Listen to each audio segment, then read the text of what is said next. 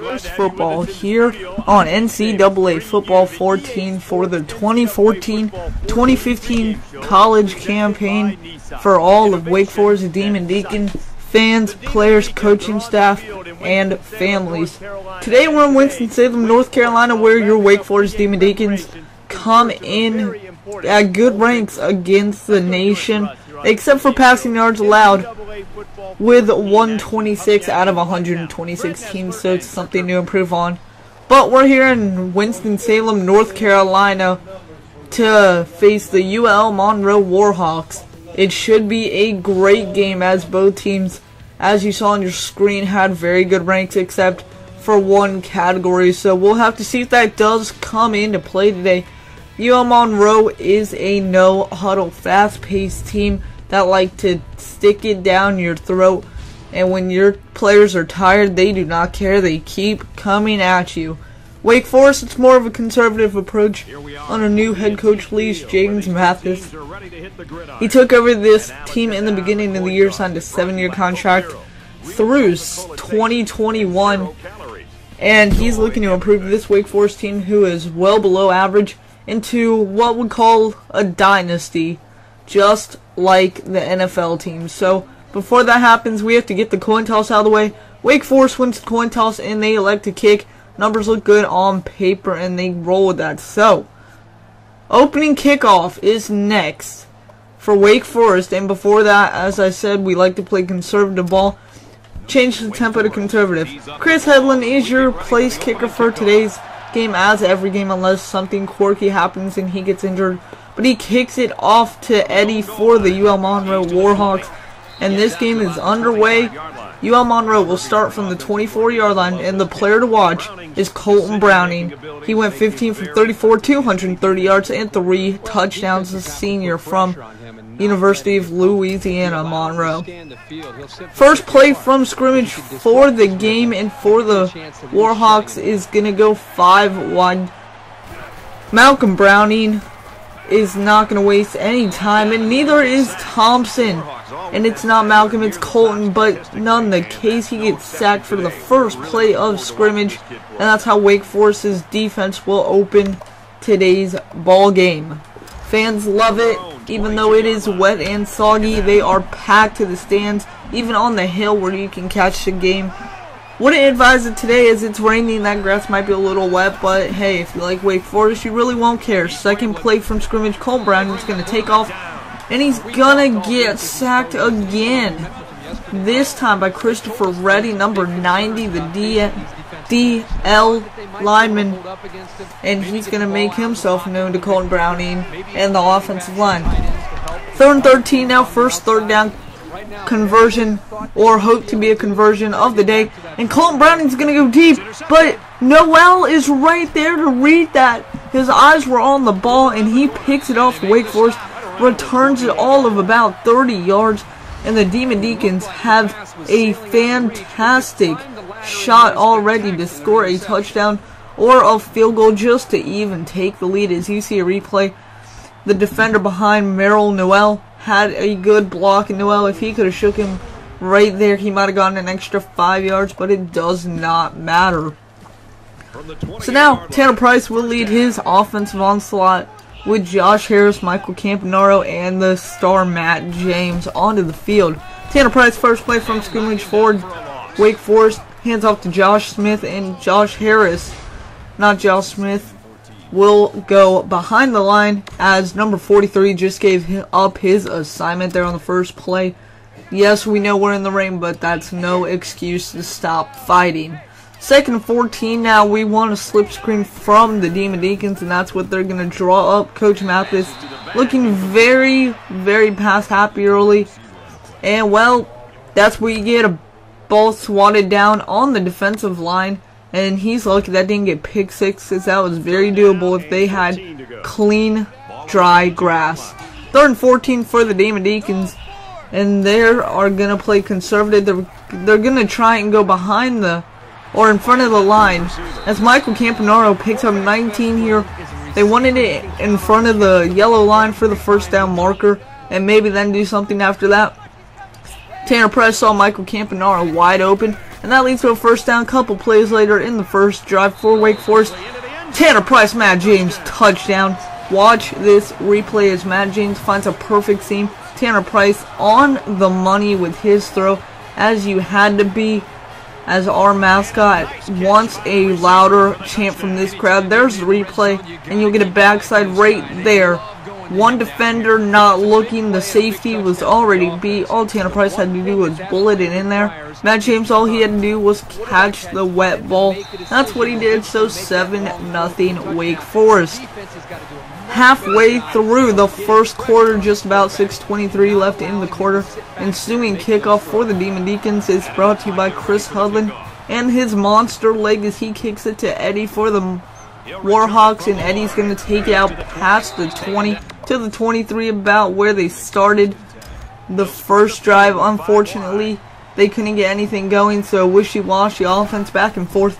And now later in about the 4th or 5th drive for the Monroe Warhawks, they get all the way down in Wake Forest territory inside the 20, and with that play, they'll make it 2nd and inches from about the 5 1/4 hash mark or yard line, whatever you want to call it. Now it's 2nd and inches. Our safety just got demolished by Braille Brown, and that's a no, thought it was a touchdown, but it looks like he overthrew it. So something weird a little happened there. I thought it was a touchdown. They showed it on the game and then it took it back, so that's why I said it. But 3rd and inches. Colton Browning is out. Now Brown is in, and he finds Edwards, who tiptoes to the 1 yard line. So 1st and goal, Jairus Edwards will play a big factor in this game, so would Matt James. So Braille Brown now in the game. He was, I believe, a wide receiver. Now he has to play quarterback. They have no backup, unfortunately, but it doesn't matter. Just hand the ball off to your starting halfback and let him do work. That's what they do, and Warhawks tie it up 7-7 here. 4:36 in the first quarter. PAT up. PAT good. If you guys are liking the video so far, make sure to drill 5 likes for this Wake Forest Dynasty. As you'll see in the end, it was a classic ending for Wake Forest. Getting back to real time here, 9:38 just starting the second quarter of play. Wake Forest has a 14-7 lead now. But UL Monroe not wasting any time. They like to fly high and quick through the air and on the ground. It doesn't matter. It's like FedEx out there. And they just cannot be stopped. Wake Forest, because we have a new coach this year, he doesn't have all the skill sets that you would want him to have on the offense and, more importantly, defensive side. And speaking of defense, look at that play again. Jerron Ham goes ham. I don't know if we're going to get a replay, but that was very, very weird. He basically just tiptoed, sidestepped, tap danced his way through the Wake Forest defender, literally and figuratively, in for a touchdown, bounced it outside and ran it in untouched. But Wake Forest would fight that answer and say, you know what, we want that lead right back. That wasn't fair, and they get it. So Wake Forest scores a field goal with 5 seconds left in the half. Kickoff will end the half, and your Demon Deacons go into the locker rooms with a 17-14 lead over the UL Monroe Warhawks. Coming straight out of the locker room for the second half of the game to start here. Still raining in Winston-Salem and still scoring touchdowns and points the best way they know how. Jairus Edwards for the Monroe Warhawks takes a little kneel, says thank you very much, defense, and walks in basically untouched. So UL Monroe with a 21-17 lead about midway third quarter. Let's get our first studio update of the day. The number 4 Stanford Cardinals come in, and they're going to be playing at Army. Army not expected to win this game, but they are only down 17-14 with 12:40 left in the game, so very nice by them and by both teams. Now, later in the third quarter, UL Monroe gets the ball back after a Wake Forest touchdown that made it 24-21, and on 3rd and 10, defense is key for Wake Forest, as UL Monroe will try and tie things up with a long field goal. about a 57-yard attempt. He does have the leg and the wind is on his side, but the key is accuracy here. Can he do it? Kick is up, and it's well no good. Off to the left by a couple of feet, and they cannot capitalize.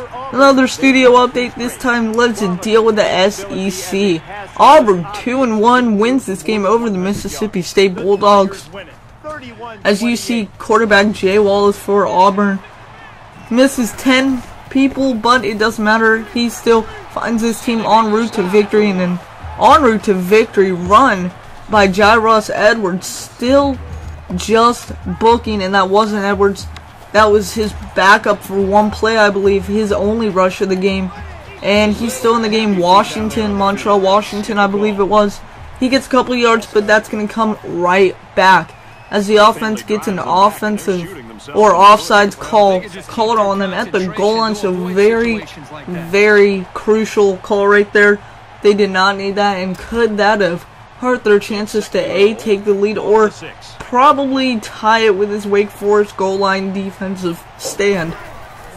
Fourth quarter, still 24-21. Washington still in the ballgame for Jairus Edwards. He must have been tired a lot, and Washington cannot get anything going. 8 minutes left in the fourth. UL Monroe, no huddle, 3rd and goal from about the 6-yard line of Wake Forest.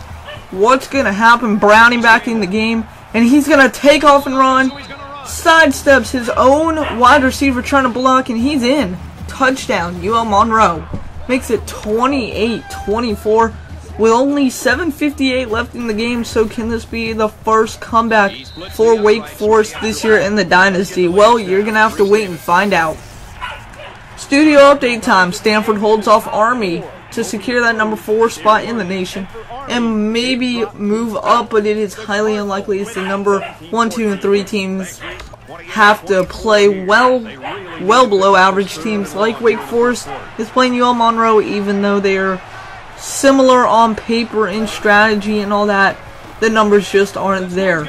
Let's go. 2 minutes left in the game, actually, and Wake Forest was up 31-28, and then UL Monroe scores a dagger. 2 minutes, 1 second on the clock now for the ball game, and this is going to be your winning drive for the Wake Forest Demon Deacons. They only have 2 timeouts.